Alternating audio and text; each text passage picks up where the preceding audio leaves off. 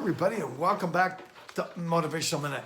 So the reason I believe that this book has such an impact on me, one reason is my mom's great message in it, but I really believe that all of us want to win, right? We didn't get on this planet to be losers. We want to win. And what's cool about it is every chapter talks about how you and I can get better and how we can walk the path of winning. The first chapter is called Extreme Dreams. And I don't know about you, but man, I am and was a dreamer. Now, it's been a lot more functional lately for me to be a dreamer. It didn't work that well when I was young. Let me explain that. The problem is when I was really young and I was a dreamer, I didn't do anything about it. I would sit around and just dream almost to the point of it was unhealthy. And I'd dream about playing a sport here, playing for that team. And as a matter of fact, I even talked it, but I wasn't doing anything about it. I wanted to play basketball, I didn't go out and shoot enough hoops. I wanted to play baseball, I didn't throw a baseball around enough. So even though my dream was there, my acting on my dream was not there. And dreamings without acting are absolutely worthless, aren't they?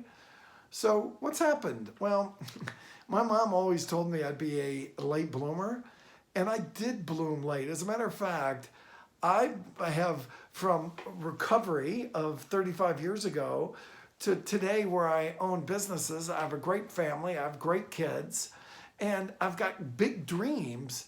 But the difference is I look at those dreams every day and I literally write down in my schedule of ways to get closer to that dream.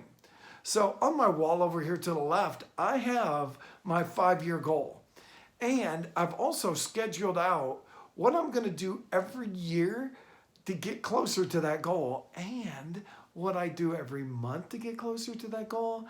And then every day I write down very specifically in schedule what I'm going to do to get closer to that goal. So I'm really proactive, intentional, and specific. Years ago when I lived at home when I was a little kid, my mom had a saying on the wall. There was a cork board to the right of our breakfast nook, and I'd read it every morning while I was eating my Cheerios or whatever it was. And it kind of sums up what the key is for you and I to go from dreamer to doer. And it's called the man who thinks he can. If you think you are beaten, you are. If you think you dare not, you don't. If you like to win, but you think you can't, it's almost certain that you won't. If you think you'll lose, you're lost. For out in the world we find success begins with a person's will. It's all in the state of mind. If you think you're outclassed, you are. You've got to think high to rise.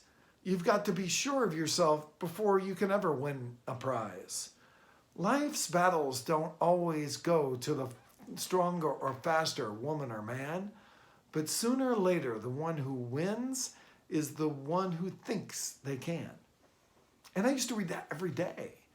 And I share that with you because the thinking part is the part that really accentuates that for me.